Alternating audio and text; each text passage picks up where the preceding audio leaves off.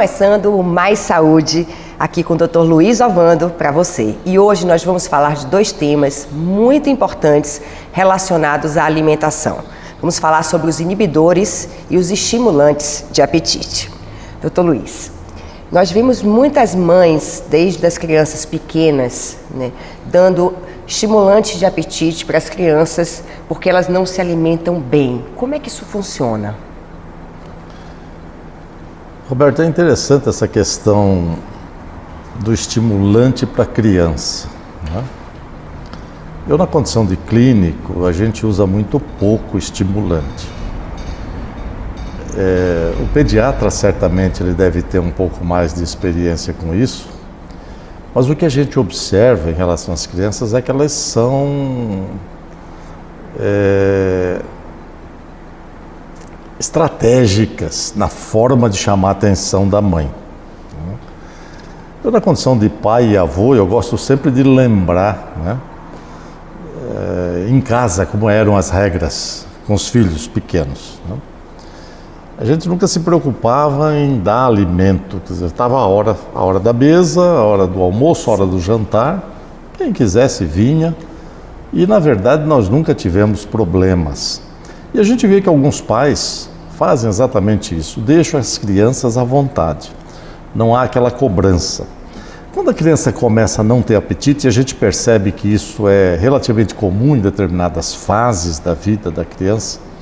Tem períodos em que elas crescem muito, então elas comem tudo, não é?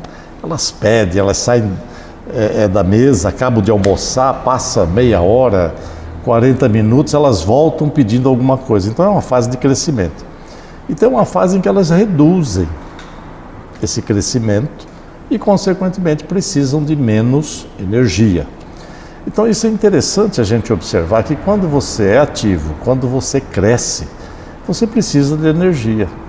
Então o pai e a mãe devem ter a sabedoria necessária para perceber e observar que a criança naquele determinado momento não está precisando ingerir um pouco mais de alimentos e também não precisa dar remédio que estimule. Agora vamos fazer aqui uma situação, por exemplo, doença, né? De uma maneira geral, existem doenças, aqui saindo um pouquinho das crianças, existem doenças em que as pessoas têm o seu centro, né, da fome inibido.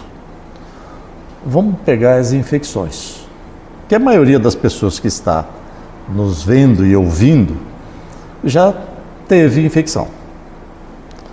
Então veja, você faz uma amidalite, uma infecção relativamente simples, mas há um quadro toxêmico, né? Toxinas bacterianas que interferem no apetite. E aí as pessoas falam, mas por que o indivíduo diminui a comida na hora que ele deveria ter mais energia para lutar contra aquela determinada agressão? Aí é que está a sabedoria da natureza, né? Você precisa ter o seu tubo digestivo vazio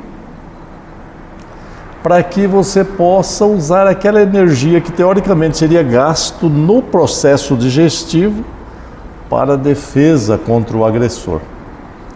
Por isso que a gente tem anorexia, ou seja, perda de apetite nas infecções e vômito, né?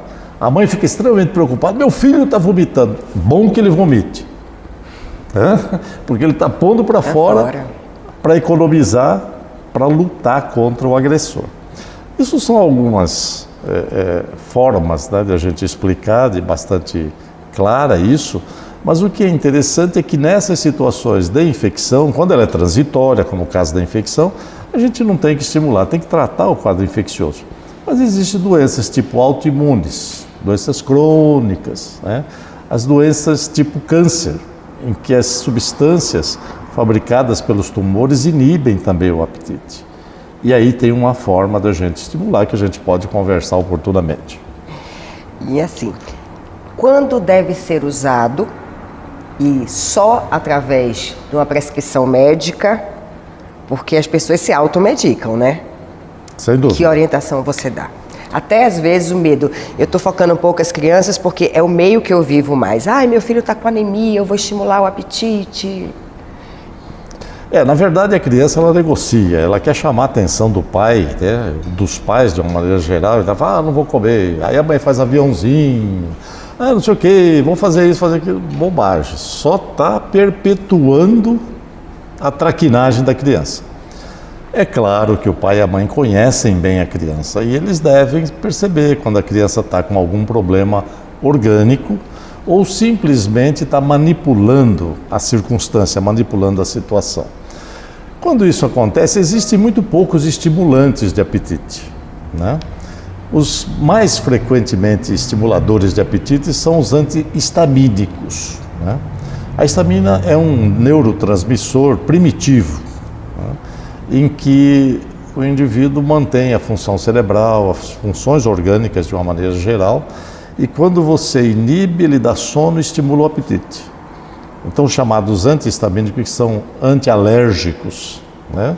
Existe um no mercado que se chama ciproheptadine. Existem muitos remédios à base de ciproheptadine para estimular o apetite. Tem pessoas que são naturalmente magras, né? E eu digo aqui que você que é magro, que quer engordar e quer comer, é besteira, não faça isso. É melhor que você fique magro, porque os magros têm menos doença, são mais ativos, né? Você não vê um obeso chegar nos 90, 100 anos, mas você vê a maioria deles é magro. Então isso é importante, que quando você é magro, você consegue se mobilizar com facilidade, você consegue lutar, respirar, tem menos complicação. Mas isso para dizer o seguinte, contente-se com a sua magreza. Quando a gente fala magro, está com IMC abaixo de 20, mas normalmente a pessoa tem IMC de 21 até 25 e quer ficar gordo. Esquece isso.